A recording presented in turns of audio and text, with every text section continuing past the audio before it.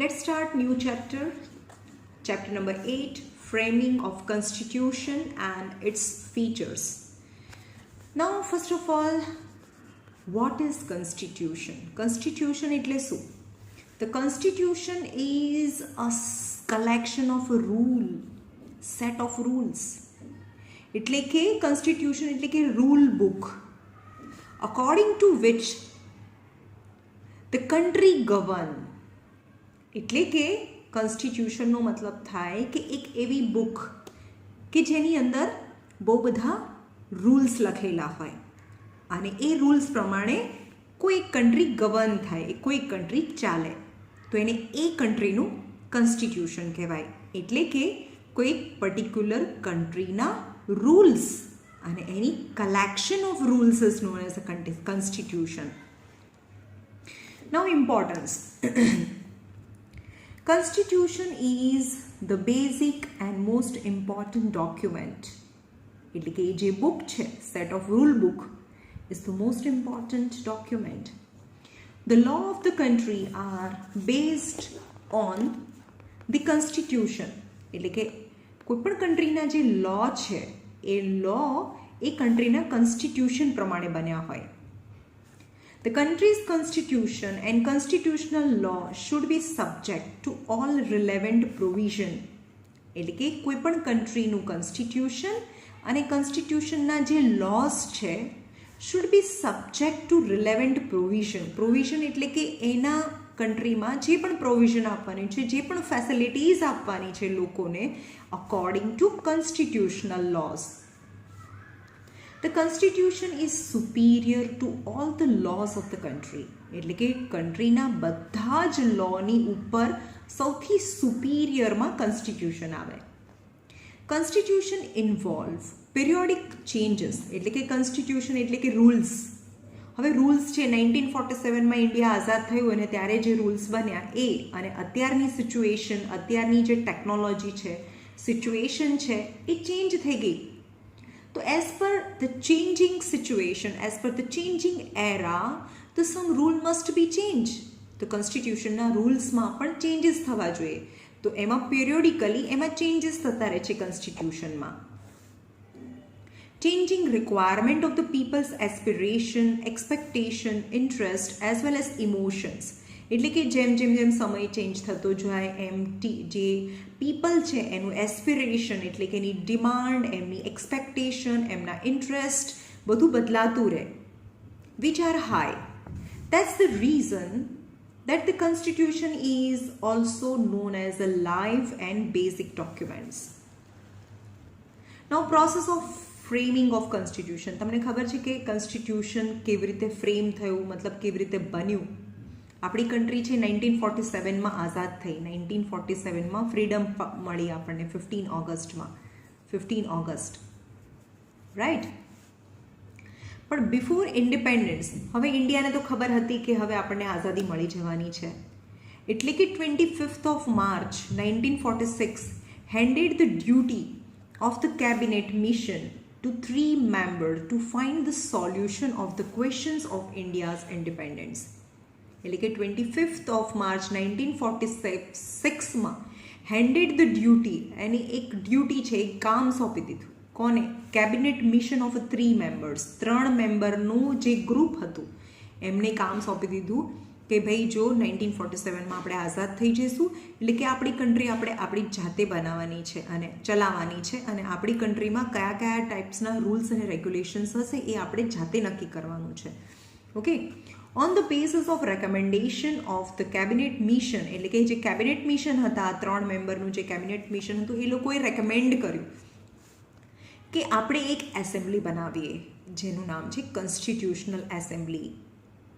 Was constituted and the structure of the constitution was decided. પછી આપણે એનું structure decide કરીએ કે આપણા કન્ટ્રીમાં રૂલ છે એ કયા ટાઈપના હશે.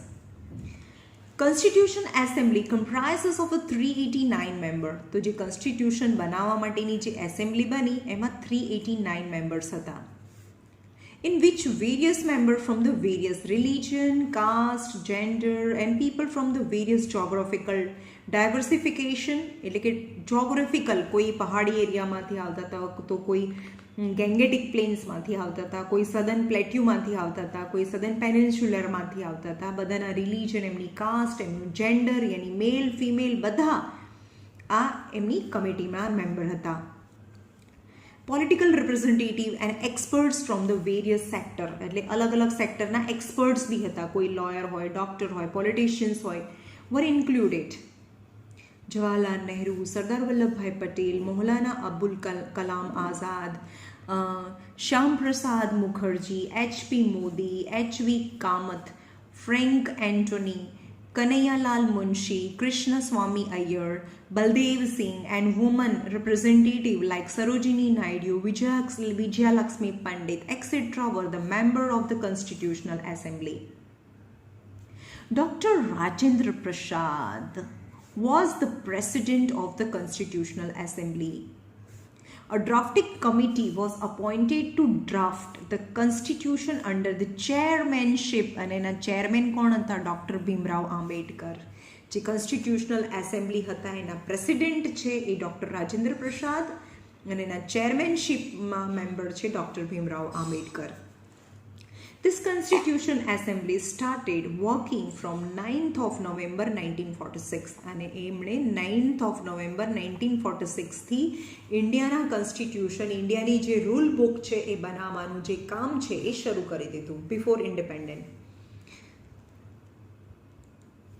This Constitutional Assembly started its works from 9th of November 1946. The Constitutional Assembly met for 166 session over a 2 period. એટલે કે 2 વર્ષમાં એ લોકોની જે મેમ્બર્સ હતા કેટલા મેમ્બર્સ હતા 389 મેમ્બર્સ હતા 400 અરાઉન્ડ રાઈટ. એ લોકો 2 વર્ષમાં 166 ટાઈમ એમના સેશન્સ થયા એમની મિટિંગ થઈ. 2 years, 11 months and 17 days. 2 years, 11 months and 17 days માં એ લોકો 166 એના સેશન થયા. Members of the assembly had discussed thread bar each and every detail of the provision keeping in concern the matter of the constitution of different countries.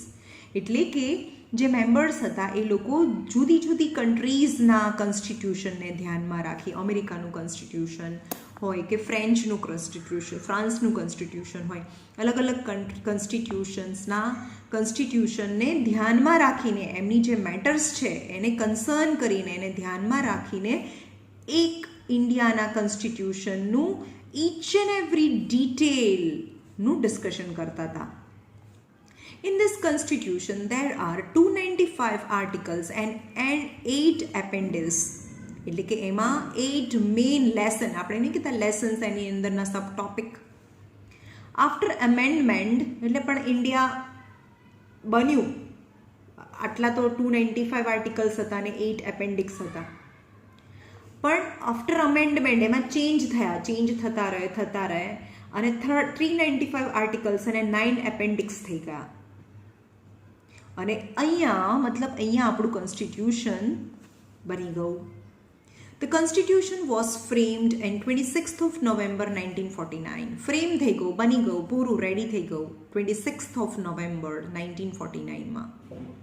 November December અને January exact 2 મહિના પછી. The constitution was unanimously yani without any doubtfully passed in the Constituent Assembly on 26th of January 1950.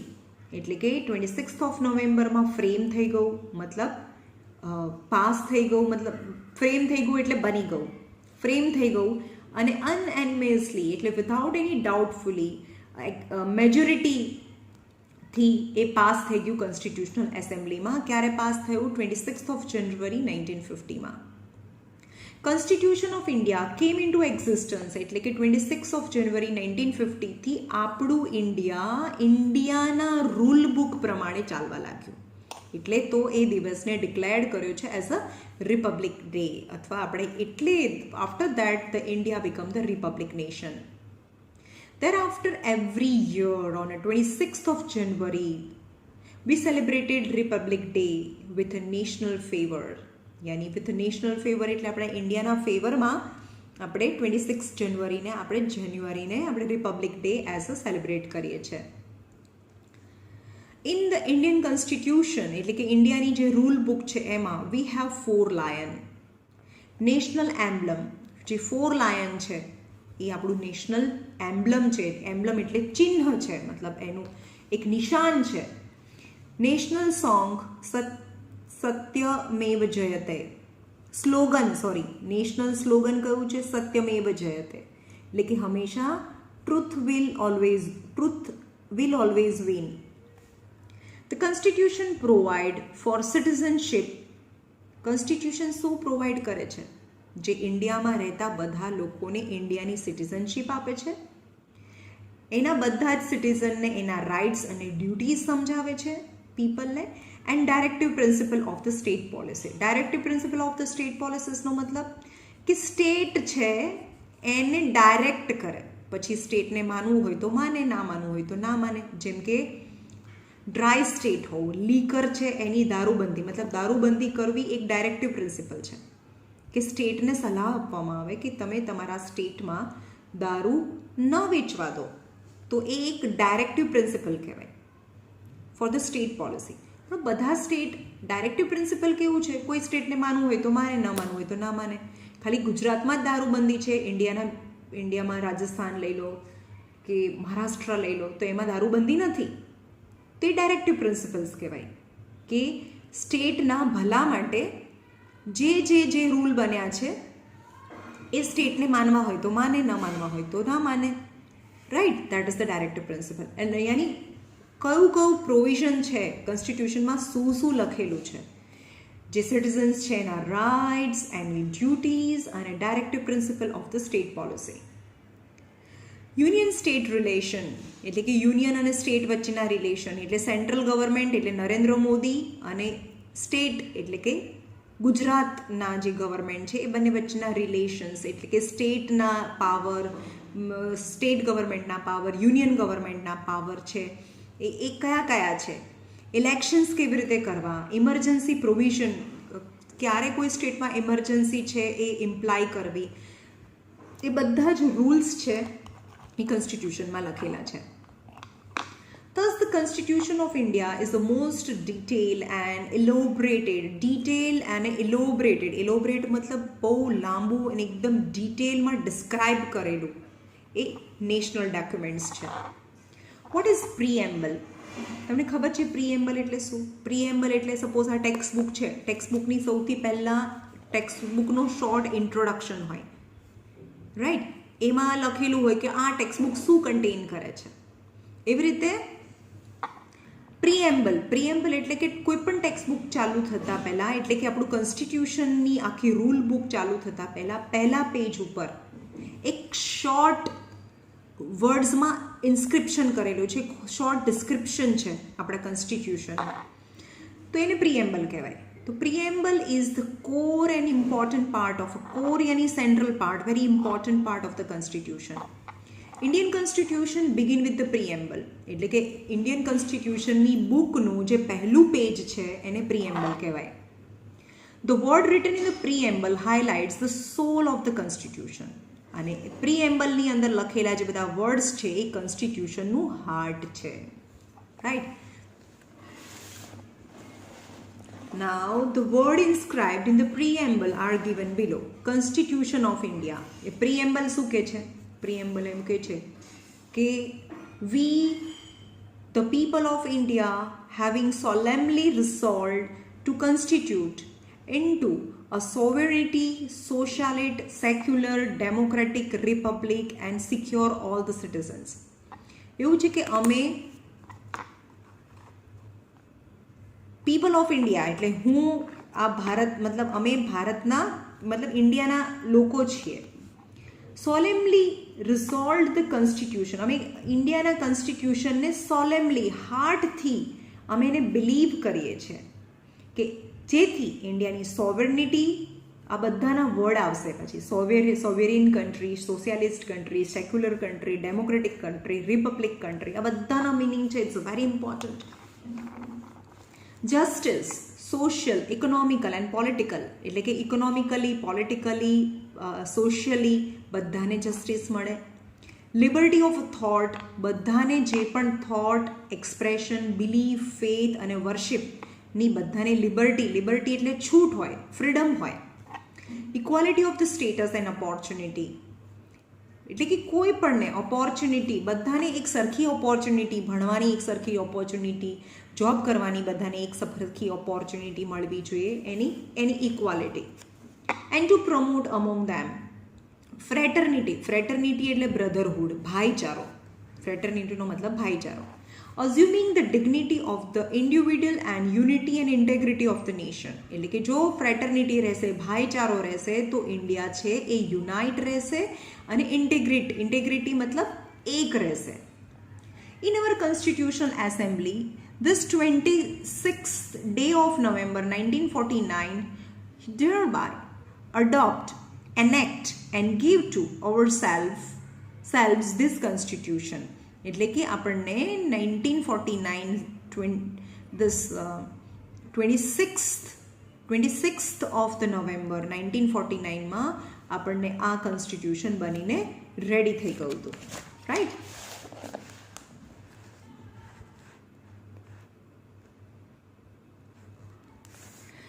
The preamble એટલે first page. The preamble remained unchanged till 1976. 1976 સુધી preambleમાં કોઈ changes નહોતા થયા.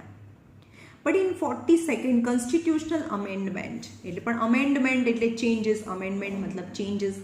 જેવી રીતે જરૂર પડે એવી રીતે કોન્સ્ટિટ્યુશનના લોઝ છે એમાં થોડા ચેન્જીસ થતા રહે, અને કોન્સ્ટિટ્યુશનમાં કોઈ બી ચેન્જીસ કરીએ એને અમેન્ડમેન્ટ કહેવાય. એટલે કે પ્રીએમ્બલમાં 1976 સુધી કોઈ પણ ચેન્જીસ નહોતા થયા. But constitutional 42nd constitutional amendment in 1976માં ધ વર્ડ સોશિયાલિસ્ટ, સેક્યુલર અને unity and integrity of the nations are added. એટલે કે આ 4 વર્ડ છે એ પ્રીએમ્બલની અંદર એડ કરવામાં આવ્યા.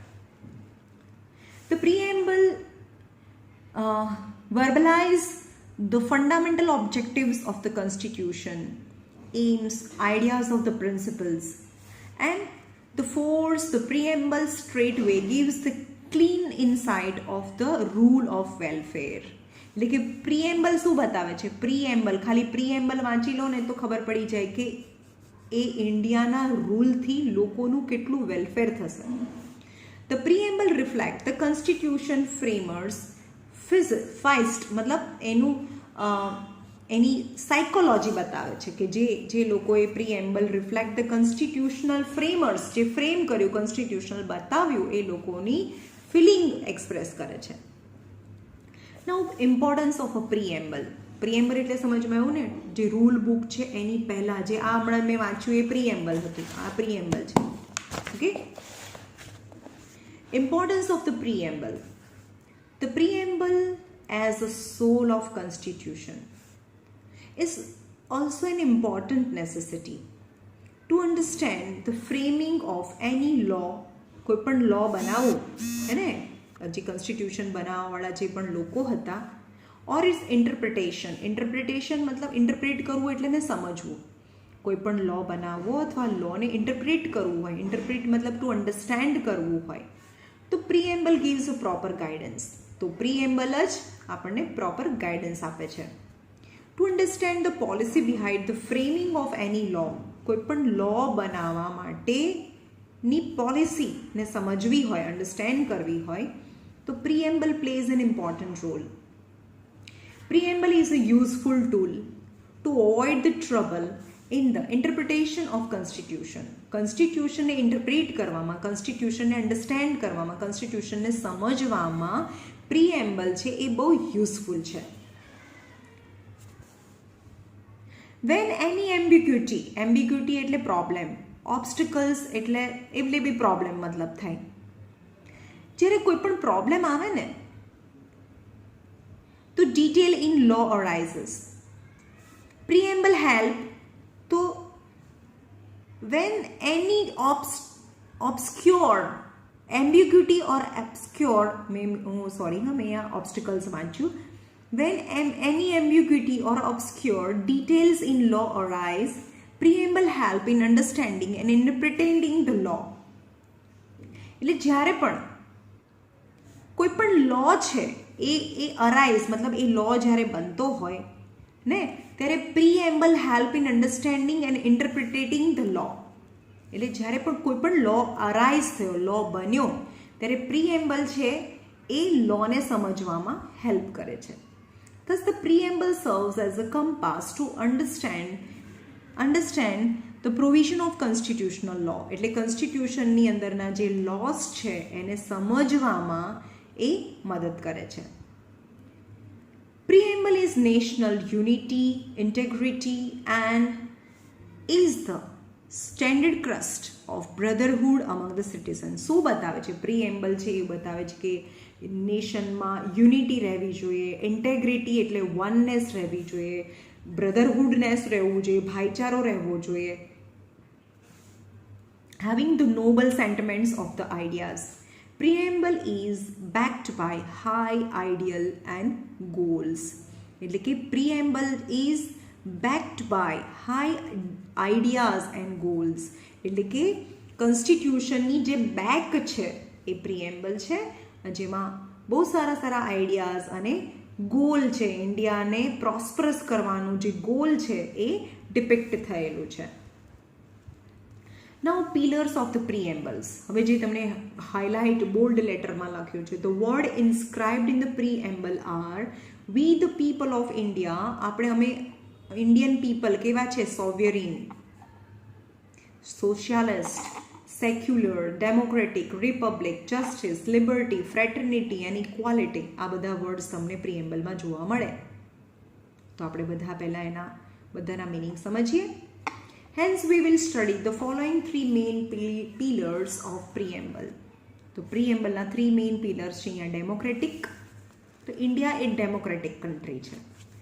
ડેમોક્રેટિકનો મતલબ શું થાય? The ultimate sovereignty of the power. સોવરિનિટીનો મતલબ શું થાય? સોવરિનિટી મતલબ India is powerful in taking any decision. હે ને? ફ્રી. સોવરિનિટીનો મતલબ થાય free in taking any decision in internal.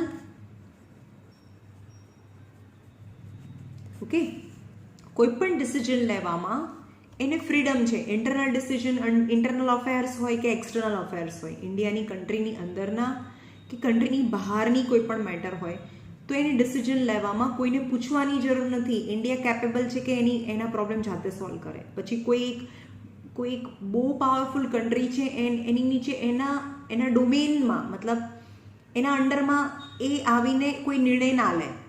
Suppose America ગમે તેટલું કહે કે ઇન્ડિયા તારે આવું જ કરવાનું છે, પણ ઇન્ડિયા ના કરે, એટલે એને સોવેરિન કન્ટ્રી કહેવાય. Okay, The ultimate sovereignty of the power is with the people according to Indian Constitution. There is no particular regime of any one particular person. Instead of, it is with the people. And democracy કોને કહેવાય? The ultimate sovereignty of the power is within the people. એટલે actually freedom, decision making है ना, the decision making power actually કોની પાસે છે? લોકો પાસે છે. According to Indian Constitution. Okay, democracy, the word is derived from the Greek word demos, means the people. Demos matlab people. Kratos means power. એટલે કે લોકોનો power. Actual democracy નો મતલબ થાય લોકોનો power. Country's power is not within the group of people. Instead, it is within the people of the country. કન્ટ્રીનો જે power છે within a group of, not within the group of people. કોઈ એક group of people પાસે નથી, પણ બધા લોકો પાસે છે. Each and every person has a power to decide the government. Democracy state administration is such an arrangement in which there is equal justice for the people to social, economical and political, and having equal rights of participation. એટલે શું કહે છે કે Indian ગવર્મેન્ટમાં શું છે એવી arrangement છે કે equal justice for the people two social and economical and political, જે સોશિયલી, ઇકોનોમિકલી અને પોલિટિકલી બધાને એક સરખું જસ્ટિસ મળે. ગરીબમાં ગરીબ હોય કે નરેન્દ્ર મોદી હોય, પણ બધાને જસ્ટિસ એટલે કે ન્યાય સરખો મળે. Having the equal rights of the participation, અને બધાને ગરીબ હોય કે પૈસાવાળો હોય, હિન્દુ હોય કે મુસ્લિમ હોય, એને કોઈ પણ જગ્યાએ પાર્ટિસિપેટ કરવું છે, કોઈ એજ્યુકેશન કોલેજની અંદર એડમિશન લેવું છે, તો બધાને એક સરખા રાઇટ્સ છે. In democratic Indian people elect there leader. હવે ડેમોક્રેટીમાં શું હોય? ડેમોક્રેસીનો મતલબ શું થાય? લોકો, એકચ્યુઅલ પાવર છે એ લોકો છે. એટલે in democracy Indian people elect their leaders through their choice by casting a vote. એટલે આપણે ડેમોક્રેસી કોને કહેવાય? કે ઇન્ડિયાના લોકો છે એના લીડર્સને ચૂઝ કરે. કેવી રીતે ચૂઝ કરે? બાય ગિવિંગ વોટ આપીને. To represent those leader in a parliament. અને એ બધા જે તમે જે ચૂઝ કરો અને કોઈ લીડર જીતી જાય તો એ લીડર ક્યાં જાય? પાર્લિયામેન્ટમાં જાય. And thereafter assuming the post of prime minister and his and her cabinet. તો એ પ્રાઇમ મિનિસ્ટર બી બને તમારો રિપ્રેઝેન્ટેટિવ, અથવા તો પ્રાઇમ મિનિસ્ટર ના બને તો એના કેબિનેટ મિનિસ્ટર બને.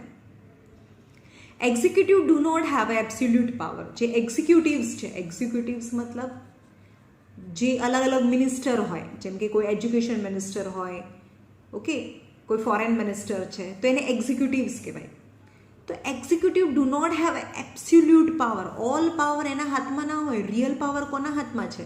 લોકોના હાથમાં છે. જો એ બરોબર કામ નહીં કરે તો બીજી વખતે ઇલેક્શનમાં એ આવશે નહીં.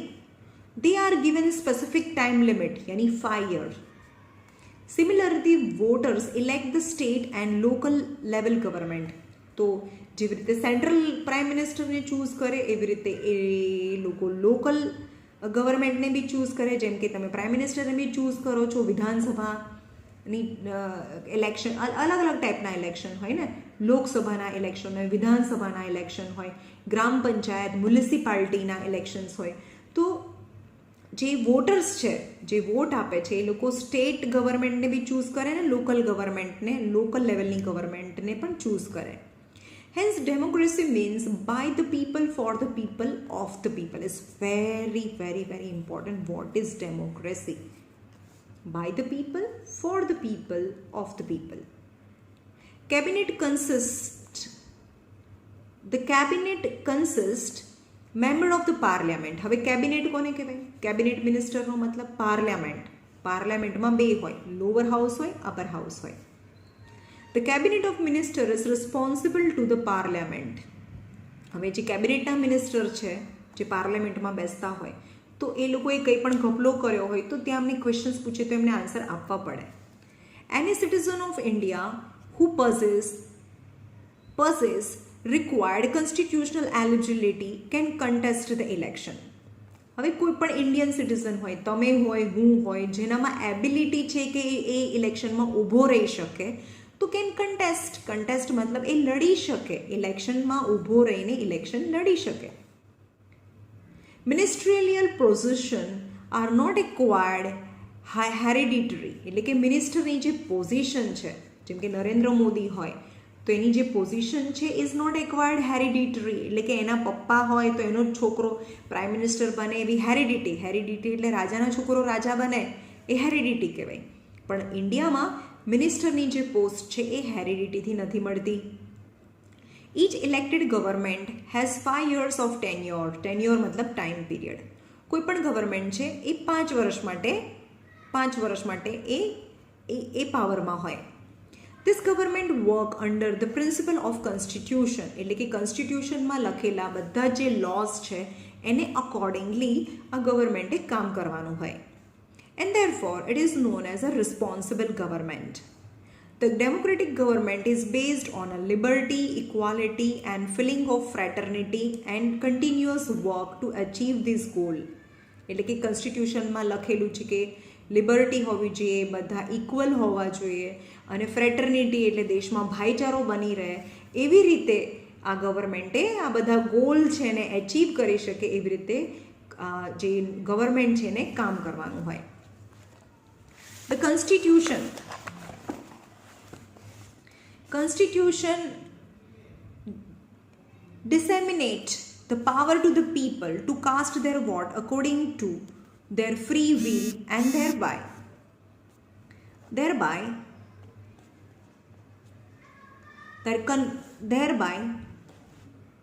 confidence the constitution. એટલે શું કરે છે એ કોન્સ્ટિટ્યુશનમાં શું હોય, power to people to cast their vote according to their free will. એટલે કે ઇન્ડિયન કોન્સ્ટિટ્યુશનમાં લખેલું છે કે જે પણ લોકોને એમની મરજી પ્રમાણે એ કોઈ પણને વોટ કરી શકે. And then for instil the confidence in the constitution. The Constitution of a Democratic India renders the fundamental rights. હવે ઇન્ડિયન કોન્સ્ટિટ્યુશનમાં રેન્ડર્સ મતલબ લખેલું છે. શું લખેલું છે? લોકોના રાઇટ્સ કયા છે, લોકોને કયા કયા હક છે. Principal of the political directions એટલે કે ડાયરેક્ટિવ પ્રિન્સિપલ્સ લખેલા છે. And parliament, member of assembly, independent and impartial justice એટલે ભેદભાવ વગર કોઈ પણને જસ્ટિસ મળવો જોઈએ. એન્ડ ઇલેક્શન કમિશન, અને ઇલેક્શન કમિશન એ ફ્રી છે. કોઈ પણ જે પણ ગવર્મેન્ટ છે એ પાવરમાં હોય અથવા જે ઓપોઝિશન પાર્ટી છે એ બેમાંથી કોઈનું ના માને. જેમ કે હવે લોકસભાનું ઇલેક્શન થાય તો નરેન્દ્ર મોદી પ્રાઇમ મિનિસ્ટર છે તો ઇલેક્શન કમિશન કે એનું ના માને. એ તો ફેર અને અનબાયસ ઇલેક્શન્સ થાય કે જેમાં નરેન્દ્ર મોદી હોય તો નરેન્દ્ર મોદી બીજી વખતે પ્રાઇમ મિનિસ્ટર ના પણ બને. Are those provision which make our country democratic in every means. Adult suffrage means the citizen adult franchise નો મતલબ શું થાય કે જે પણ સિટીઝન છે 18 વર્ષથી ઉપરના છે, 18 years of age, can cast his and her vote to one's choice. એમને જે ચોઇસ છે, એમને જે રિપ્રેઝેન્ટેટિવ ગમે છે, જે લીડર ગમે છે એને એ વોટ આપી શકે.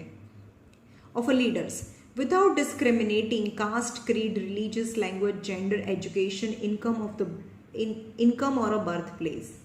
હવે એવું તમારે જોવાનું નહીં કે આ તો હિન્દુ છે ને હું હિન્દુ છું અને આ મારો નેતા પણ હિન્દુ છે એટલે હું એને જ વોટ આપીશ. એટલે કે જ્યારે પણ તમે કોઈ પણ લીડરને વોટ આપતા હોય તો આ બધા બેઝિસ ઉપર ડિસ્ક્રિમિનેશન કરીને તમે વોટ ના આપો. But it is essential, it is necessary that the citizens are enlist in the electoral list. તમે એ જ માણસને વોટ આપી શકો જે ઇલેક્ટોરલ લિસ્ટની અંદર જે કન્ટેસ્ટ કરતા હોય, જે ઇલેક્શનમાં ઊભા હોય એને જ તમે વોટ આપી શકો. નાઉ સોશિયાલિસ્ટ એટલે શું થાય?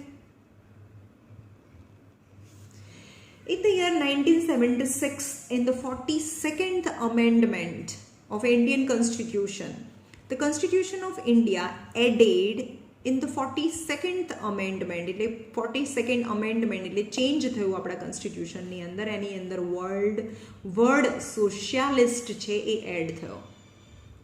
Most of the provision in the Constitution of India directly or indirectly show the social revolution. હા, તો ડાયરેક્ટલી ઓર ઇનડાયરેક્ટલી ઇન્ડિયામાં સોશિયલ રિવોલ્યુશન તો જોવા જ મળે છે. પહેલાંના જમાનાની સોસાયટી, એ લોકોની belief system, way of living style was different as compared to the today's time, which is brought social and economical equality and furthered the aim of welfare state.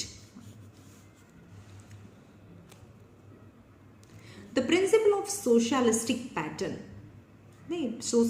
pattern directs the social, economical and political equality for the citizen as given in the preamble. એટલે કે preamble ની અંદર socialist word લખેલો છે ને socialist word એવું બતાવે છે કે ઇન્ડિયામાં સોશિયલી, ઇકોનોમિકલી એટલે પૈસે ટકે, ગરીબ અને પૈસાદાર.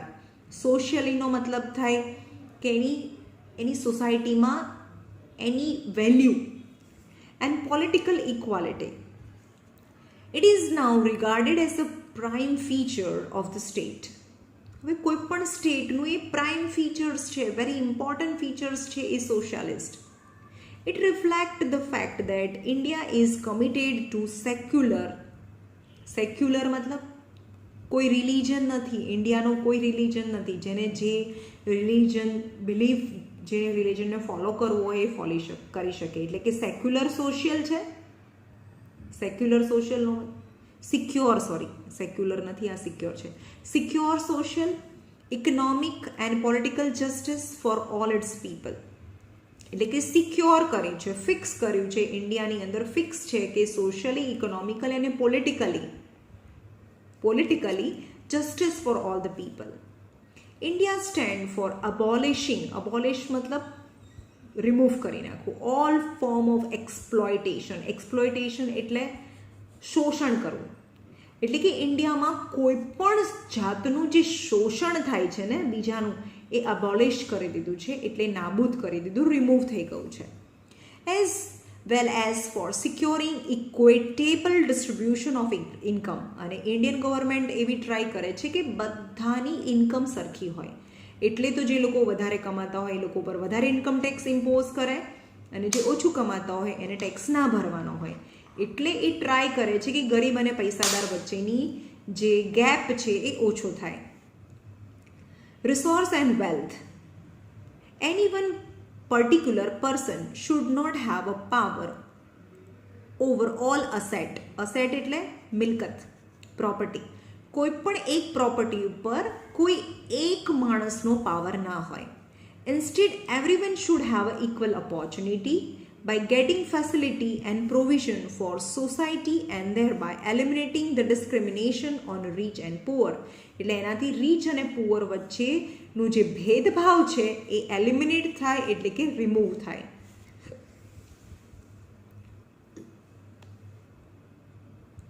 Therefore, we can say that Constitution of India is a socialistic document. એટલે કે સોસાયટીની અંદર જે ભેદભાવ ક્રિએટ થવાના છે એ ના થાય એ માટેના જે પણ એફર્ટ કરવા એને ઇન્ડિયાને સોશિયાલિસ્ટ બનાવવું. Right. Now secularism. What is secularism? નામ જ પરથી ખબર પડે, સેક્યુલર કન્ટ્રી છે ઇન્ડિયા. સેક્યુલર કન્ટ્રી છે એનો મતલબ ઇન્ડિયામાં જેને પણ જે રિલિજન ફોલો કરવો હોય એ કરી શકે. On the basis of religion government cannot discriminate any person or a group of people. That is known as a secularism. In the year 1976, by 42nd Amendment, the word secular was inserted. India is secular country. What is secular? So what is secular? India can never become one particular religious country. यानी कोई country જેમ કે અમેરિકામાં હોય તો Christianity હોય, પછી સૌદી અરેબિયામાં જાઓ તો ત્યાં મુસ્લિમ્સ હોય. ઓકે, પણ ઇન્ડિયામાં કોઈ એક પર્ટિક્યુલર રિલિજન નથી. As per the provision of constitution, India does not follow any particular religion. એટલે કે ઇન્ડિયાનો કોઈ રિલિજન નથી. So the country never promote any religious activity.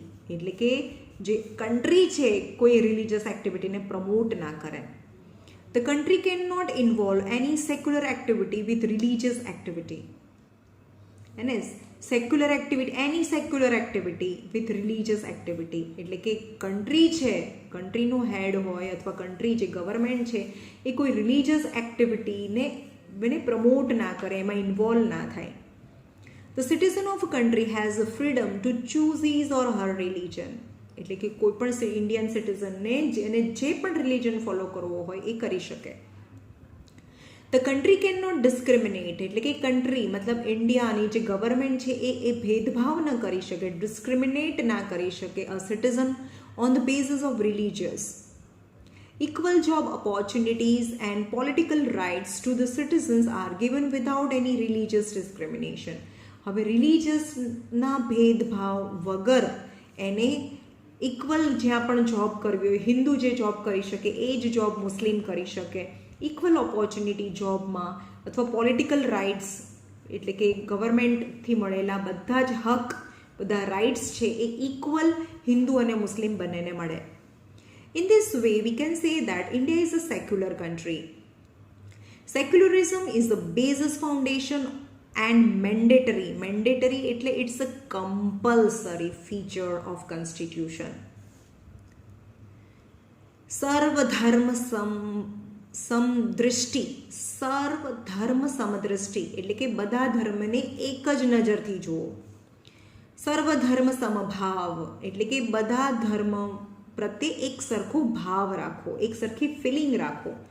Are the principal incorporated in our constitution. જે આ feeling છે જે આપણા કોન્સ્ટિટ્યુશનની અંદર આપેલી છે. So no particular religion would be encouraged in any state. એટલે કે કોઈ સ્ટેટની અંદર કોઈ પર્ટિક્યુલર રિલિજન ને એન્કરેજ કરવામાં ના આવે, એને વધારે પ્રોત્સાહિત કરવામાં ના આવે. There is no prohibition on any citizen to propagate his and her religion. એવું કોઈ પ્રોહિબિટ કરેલું નથી, કોઈ ના નથી પાડવામાં આવેલી કોઈ પણ સિટીઝનને કે તે તમારો ધર્મ છે, તમે પ્રોપોગેટ કરી ના શકો. પ્રોપોગેટ કરવું એટલે સ્પ્રેડ કરવું. તમે તમારા ધર્મને સ્પ્રેડ કરવા માટે તમારે જે કરવું હોય તમે કરી શકો. her religious belief, trust and faith in their religious God. Right? That is all about secularism. Okay?